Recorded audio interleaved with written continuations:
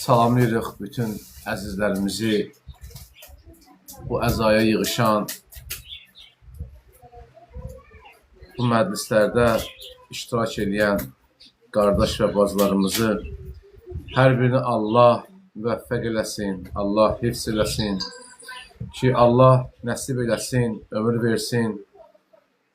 Bundan sonraki günlərimiz, zamanımız məhz Əhl-i Beyt əleyhissalamın adına qurulan məclislərdə keçsin inşallah.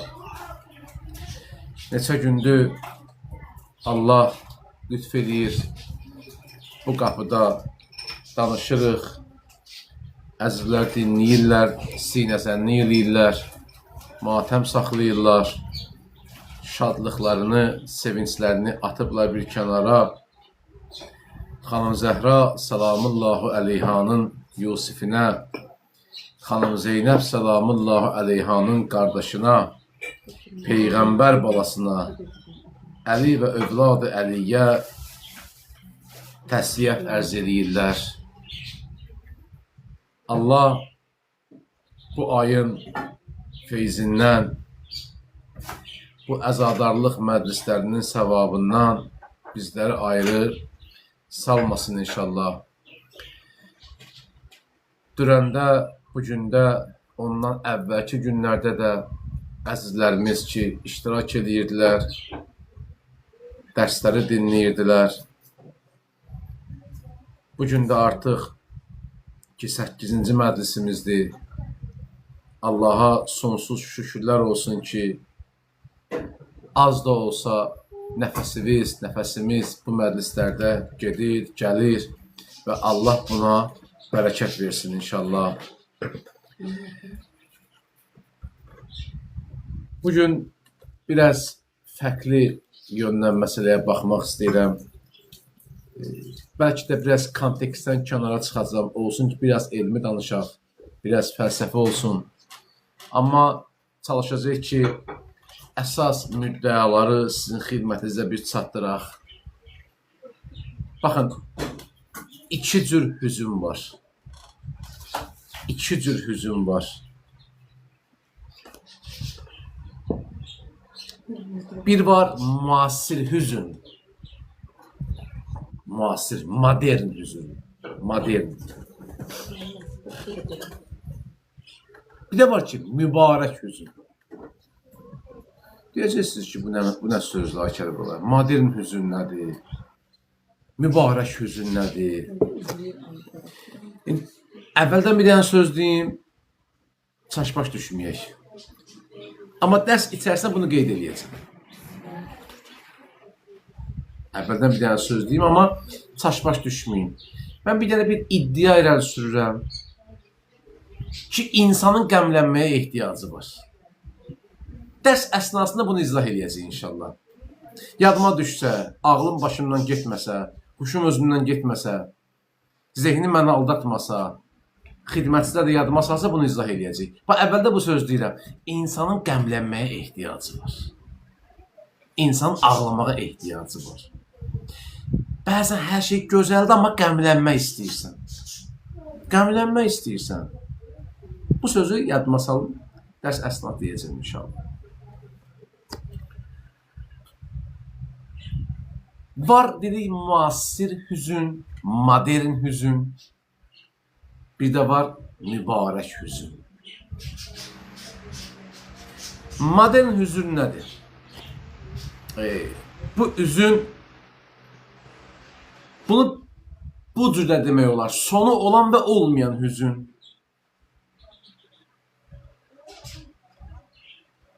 Bu cürdə adlandıra bilərik, sonu olan və olmayan hüzün.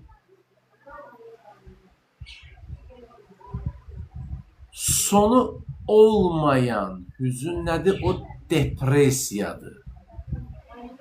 Baxın, sonu olan daha doğrusu. Bu hüznün üfüqü dardır və divara dirənir. Deyirsiniz ki, bu nə qəribə sözlərdir belə. Hələ biz belə bu qədər belə başqa cür izah etməmişdik bəlkə də. Hələ bəlkə də biz dərsə bu kontekstdən yanaşmamışdıq bu günə qədər.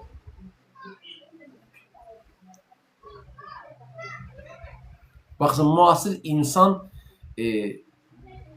itirəndə bir depressiyaya düşür. O postmodern insan deyirlər də buna. Yəni mənəviyyatın, dəyərlərin, böyük idealların sarsıldığı, hər şeyin istehlak obyektinə çevrildiyi bir dünyada yaşayırıq.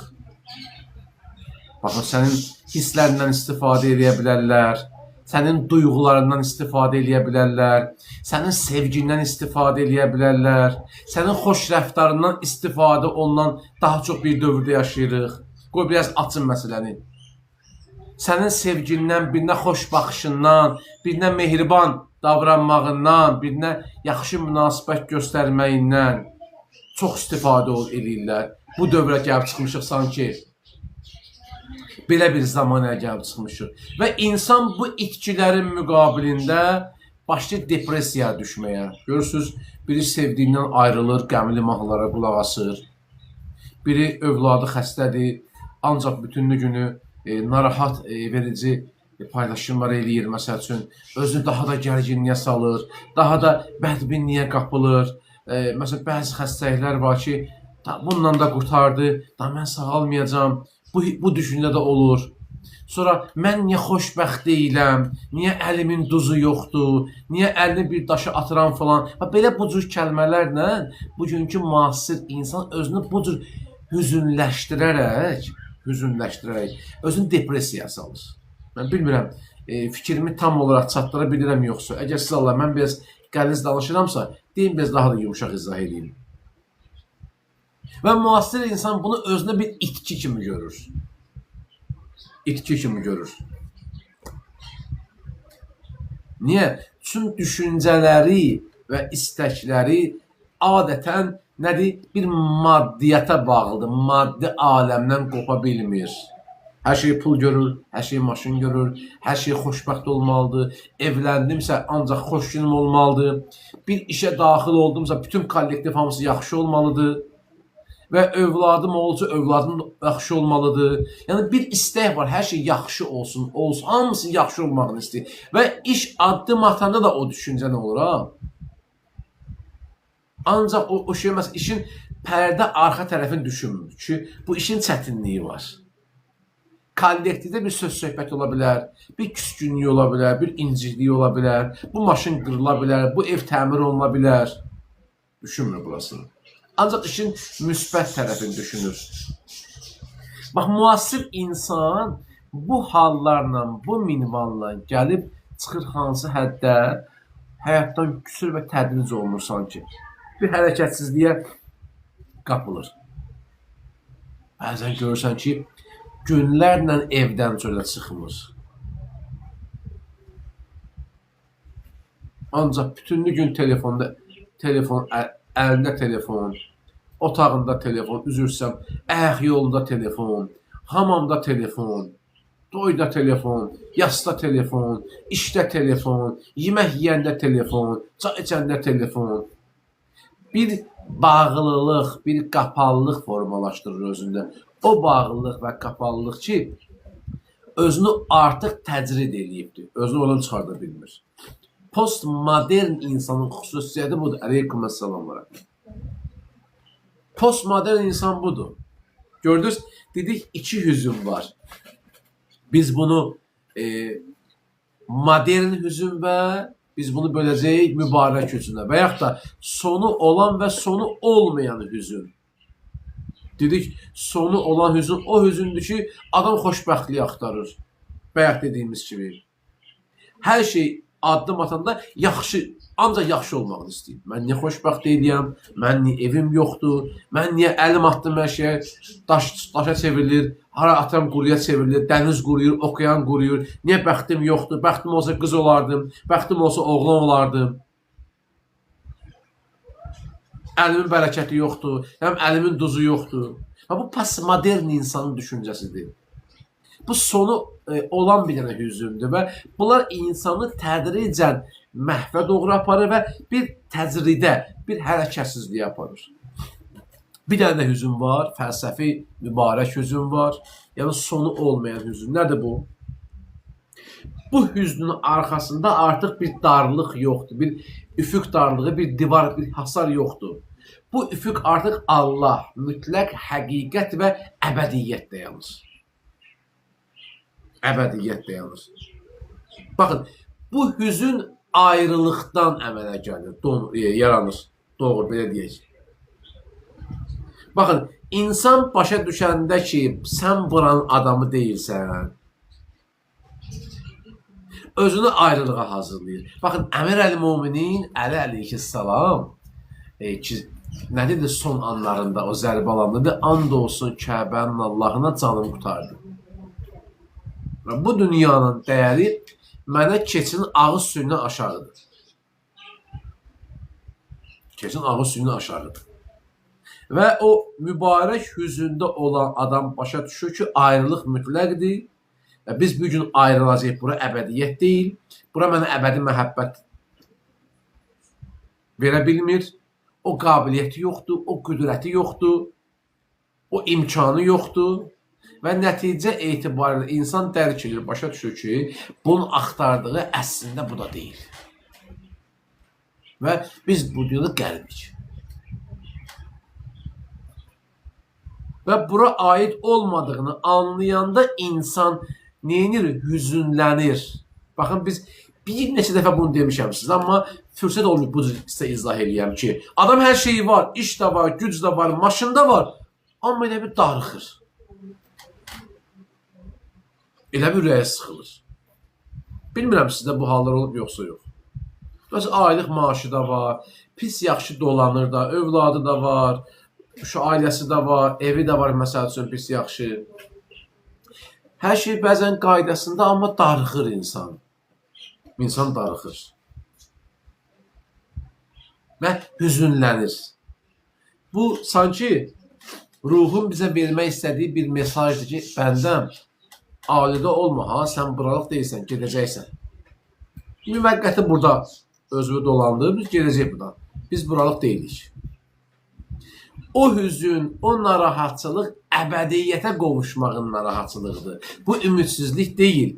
Əksinə gələcəyə və ali məqsədə doğru bir böyük bir dənə həsrətdir. Baxın, niyə deyirlər, üzr istəyirəm, İmam zamanı olan həsrət bizə inkişaf verir. Niyə? Niyə deyirlər ki, intizar mümini inkişaf etdirir? Niyə deyirlər, intizar bəndənin nicatıdır? Niyə deyirlər, intizar bəndənin tərəqqisidir? Niyə deyirlər, zəmanə imamını gözləmək, Allah vəlisini axtarmaq, onun eşqində olmaq insana ümid yeridir, pənah yeridir. İnsanı o əbədiyyətə olan sevgisini daha da artırır.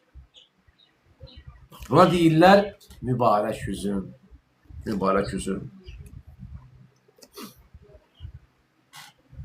Bu hüznün o deyir, belə deyək, əsas xətti ilə qruplaşdıran ilk qruplaşmasıdır. Yəni birinci müasir insanın hüzünü, depressiya, bir də var mübarək hüzün. Gəldik hüznün dinamik və statik olması. Yəni nə? Hərəkətli və ətalətli olması. Nədir bu? Yenə qayıdırıq postmodern insana, müasir insan hüznünə qayıdırıq.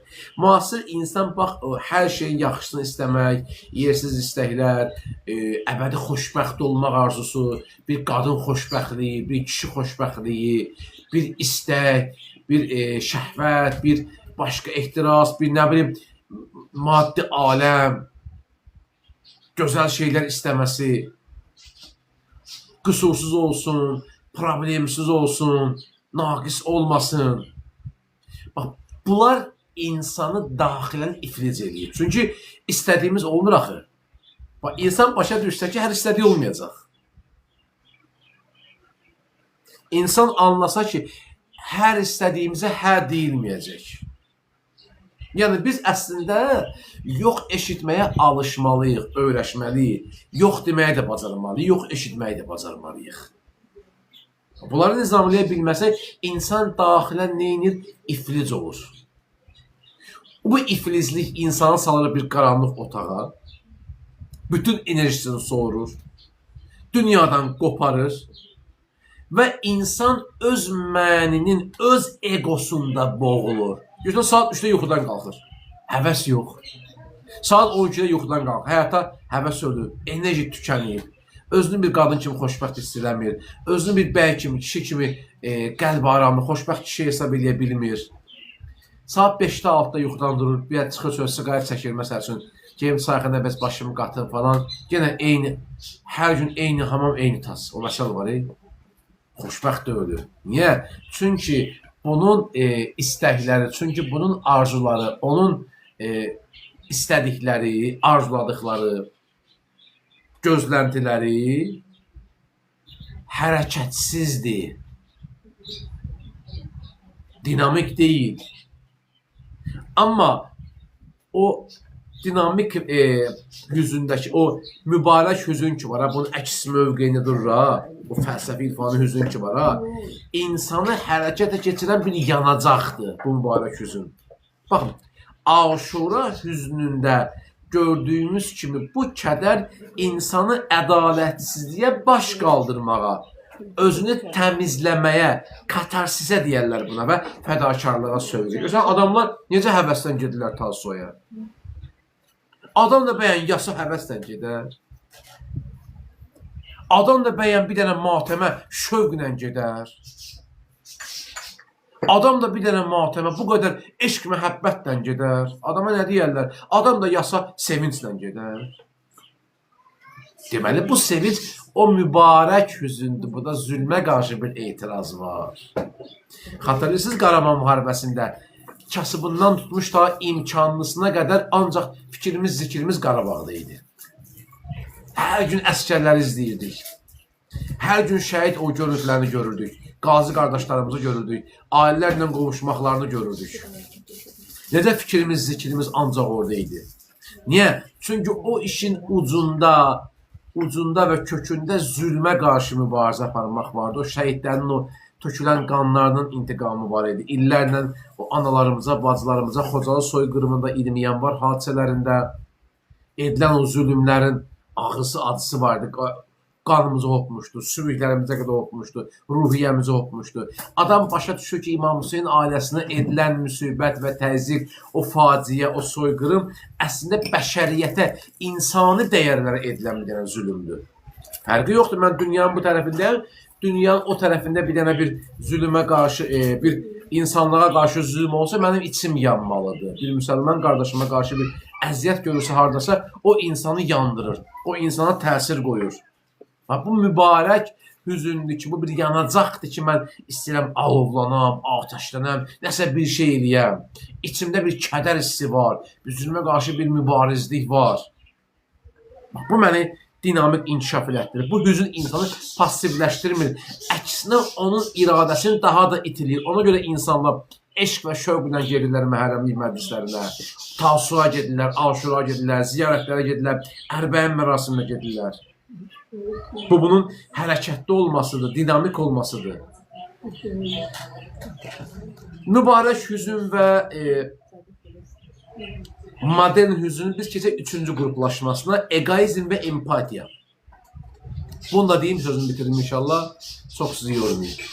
Əgər yenə biraz bir çətin danışırıqsa, inşallah sual eləyərsiniz, ya biz mövzunu biraz daha da yumuşaq eləyərik. Baxın, çox vaxt narsistlik olan insanlarda özünə vurğunluq bir xarakter daşıyır. Adamlar var da özünə vurğundular.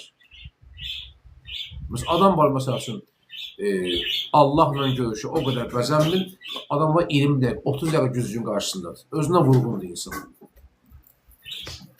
Adam var aylar öncə mübarək Ramazanına hazırlıq görür. Adam var məsəl üçün Kərbalaya hazırlıq. Adam var toya 3 ay qalmış, o qədər özünə vurğundur ki, daha çox vaxt ayırır özünə. Baxın, çox vaxt narsistlik özünə vurğunluq bir xarakter daşıyır. Yəni necə? Mən deyim sizə. Burada o əvvəlki məsələyə qaydırıq. Görəm mən gözəl görsənirəm. Necə? O vaxt bir nağıl vardı. Ayna söylə bana. Məndən gözəli varmı? Məsələ vardı o vaxt. Misal, nağıllar olurdu.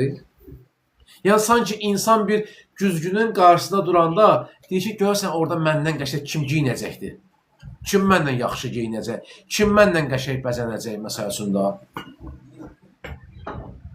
Hətta təəssüf ki, inançlı insanlarda da bu var ha. Mən çadırı alım, hicabımı geyinim, görən mənə yavaşacaq yoxsa yox. Bəlkə burasına bir bəzək vurum, burasına bir düzək vurum ki, daha da qəşəng görsənsin. Və mən yaxşı görsənəcəm, mən xoşbəxtəm. Niyə mənə xoşbəxtdir? Niyə mən istədiyim hər şeyi ala bilmirəm? Niyə axırda mən yaxşı görsənməyim? Niyə hamı mənə baxmasın? Niyə hamı mənə baxmasın? Bir qəribə bir xoş olmayan kompleks formulaşdırır özündə.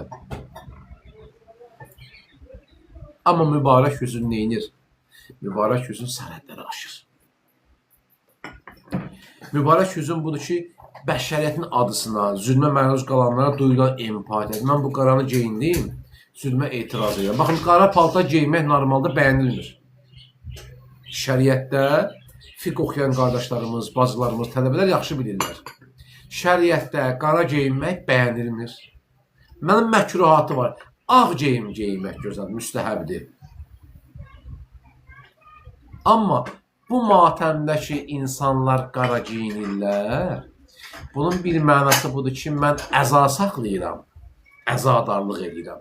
Amma bu əzadarlığın simvolizasiyası olan qara rəng, o sizin başa düşdüyünüz matəmdən deyil. Bu o matəmdir ki, mənə inkişaf verən matəmdir. Bu o qaradır ki, zülmə boyun əyməməyə heyhat minnə zillə. O qara köynək ki, o qara libas çadıra ki, mənə çatdırır ki, ey ruh, ey bədən, məni ki özümə geyinmisən, bunun mənası budur ki, haqsızlığa qarşı bir dirənişin olsun. Ali fədakarlığın qarşısında özünü tənzimləyəsən, özünü təskiyə eləyəsən. Yəni, sən bu qaranı geyinməklə Kərbəlanı düşünəsən. Baxın, ha, düşünməyə vadar eləməli, nəinki simpatiya üçün, yaraşıq üçün. Bax, o niyyətə giyiləndə deyir, savabı var. Müasir insanın hüznü bataqlıqdır. İnsanı içinə çəkib boğur, insanı məhv edir. Amma mübarək hüzün, bax, piləkəndə, hansı piləkəndə, xanım çıxdı ha o təpəyə. Telli Zeynəbiyyə deyirlər. Allah hamıya qismətləsin. Telli Zeynəbiyyə deyirlər. O çıxdı ha təpənin başındakı, o təpədən ki aşağı baxırdı, normalda insanı yuxarıdan aşağı baxmazlar. Yəni, adamı ki yuxarıdan aşağı baxanda, deyərlər, ayıbdır da, sən özünə böyük zənn edirsən. Amma xanım Zeynəbin o təpədən aşağı baxmasının mənası, o dərinliklərə, o mənaya baxmağın tərzi idi, o mənaya baxışı idi. Məsələ budur. Bax, həmin o mənaya baxış, piləkəndən aşağıya baxış ki var idi, insanın ən uca zirvəsindən aşağı, yəni mənaya olan baxış idi. O məna baxışı ki, orada gözəllik var idi. O gözəllik ki, insanları yüksək zirvələrə qaldırırdı. Allah'a deyək, öz izzət cəlalına Allah İmam Hüseyin məclislərindən dərs götürməyə bizə qismət eləsin. Mübarək hüznün və eyni zamanda postmodern hüznün mənasını yaxşı başa düşək. Müasir insan hüznü başqadır, mübarək hüzün başqadır. Ümid edirəm ki, əzizlərimiz üçün bir qaranlıq qalan məsələ olmadı. Əgər hər hansı bir sual olsa, inşallah şəxsə yazarlar. Vaxtımız olsa daha da geniş söhbət eləyərik. Peyğəmbər və al-Peyğəmbər salavatla yad edək. Allahümmə salli alə Muhammed və ali Muhammed və accil fərəcəhun.